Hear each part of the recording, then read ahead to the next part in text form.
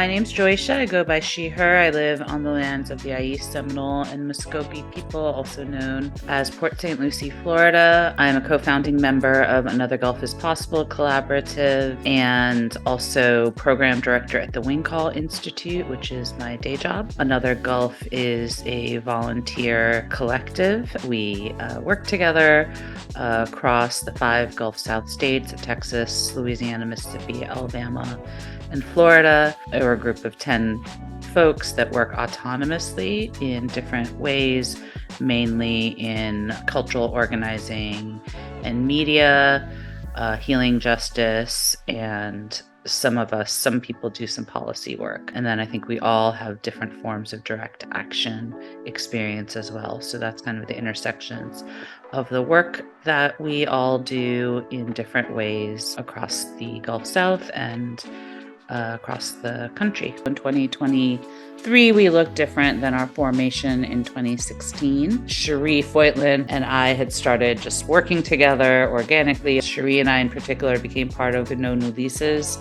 campaign, which was aiming to stop the lease sales in the Gulf for oil drilling. And we had 2 different actions during the lease sales when they used to be public. And the second of those series of actions was in August 2016. And it was called Another Gulf is Possible. It was the Another Gulf is Possible kind of week of, love, solidarity, and something community. And we specifically timed that week of actions to be when the first tents were going up in Standing Rock. What was happening up there, that was like the head of the snake, and the bottom of the snake was where we were. We all know the story of Standing Rock.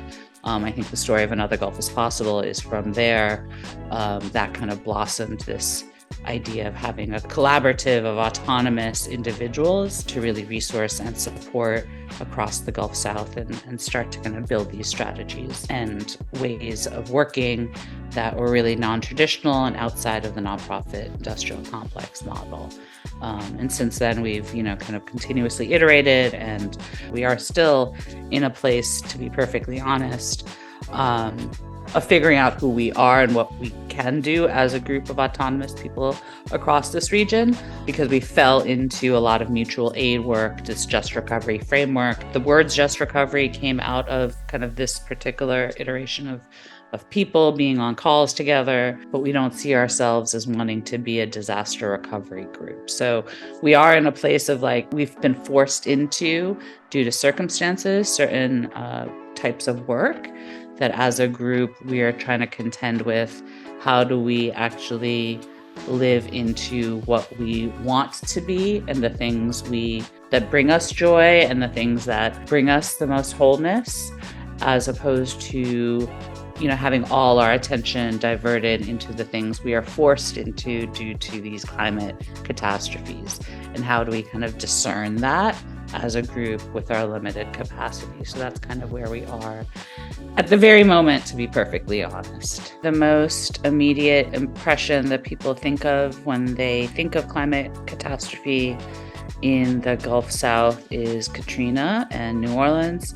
However, since Katrina, we have had numerous hurricanes that have been extremely deadly and devastating. I think because of sea level rise, increasing frequency and intensity of hurricanes, as well as in the case of Louisiana, the land is also sinking. We are kind of at the intersections of a lot of climate chaos conditions. And so in addition to all of those kind of natural environmental disaster factors, or unnatural, honestly, we also have governmental institutions across the 5 states and the state level, particularly egregious in places like Texas and Florida, where the infrastructure to support people, especially the most vulnerable and marginalized people, is completely absent. And in fact, not just absent, there's active challenges in place for people to be prepared to rebuild, to recover after a disaster. And in fact, the mechanisms of disaster capitalism are very much in place by the powers that be which exacerbate kind of all of the existing devastation and devastating conditions that people are subject to. There's 5 principles that we've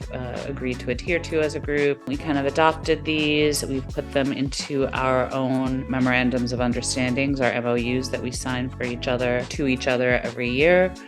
And they basically are, how are we different? We're trying to identify what are the things that we are committed to because we are autonomous. We want to have impact in the work that we do. So transformative and not transactional approaches to the work. So we want to ask ourselves, are these opportunities transformational? Are there going to be immediate impacts to our communities if we do this project or this collaboration or whatever it is? We kind of look at that as one of our lenses. We believe in resourcing equitably and fairly and really thinking about the undercompensated aspects of work when we're thinking about how to, do budgets and support ourselves and support our projects and our partners when they come up. Joy is one of our, principles of engagement, something that's been really hard to adhere to in these COVID times.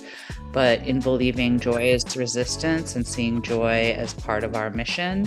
We also want to look at how the growth potentials and opportunities in building a bigger we, and seeing that, we don't want to be tokenized, but we also see the value in being part of spaces where there may be more mainstream folks, and trying to really think about ways that we don't alienate anybody and also are really clear and strong in who we are. And then the last one is capacity building and really thinking through how opportunities and things that we engage in are building the skills and talents for ourselves, for our collaborative, for our communities, and how, attending or participating or facilitating something would really tangibly benefit either our collaborative or a community, that we consider that there's at least an equal reciprocity, if not ideally something that is being built, learned, or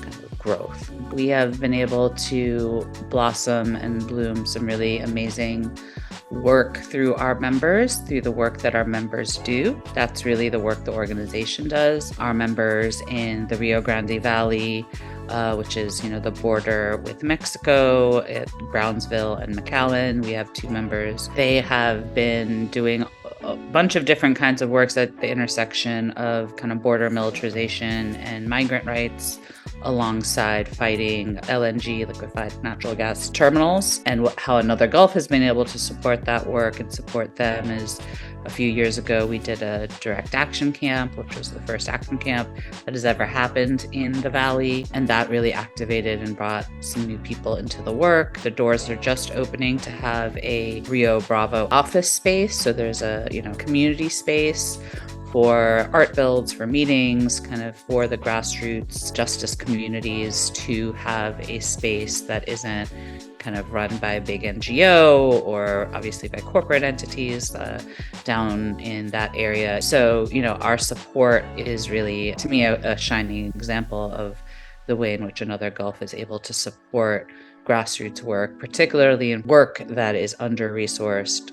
What gives me hope, I think, people say the triggers, and then there's like glimmers, and glimmers being those little moments where you see joy, or you have joy, or you see beauty. And so for me, nature is always a place of inspiration and hope, and understanding that the earth is going to, at the end of the day, be okay, and that does give me hope in knowing that the earth will be okay. The future will be fine even without human beings. I don't want us to all go away, but if we do, the earth will be okay. And that does give me hope. I do not ever believe in that super apocalypse vision. I don't think that will ever happen, that we kind of destroy everything. I think Gaia and the earth will take care of herself. I was somehow ended up being at the inauguration of Mayor Chokwe Lumumba a bunch of years ago now. The very last sentence in his speech was something to the effect of, if you do not love the people, eventually you will betray the people. Until we really have a depth of care and love, of each other and trust in each other, it is going to be really hard to get the change we need. I think it really needs to start in every individual relationship. My day job is in healing justice work, which is by virtue of the content, we are focused more on care and think about care and community care and individual self-care a lot. But I think there's a disconnect, in particularly in the climate world, that somehow disassociates our humanity from the scientific catastrophes that are happening due to climate change. And I think that's part of what needs to change in this particular world of climate justice and just transition, is we need to really attend to our relationships.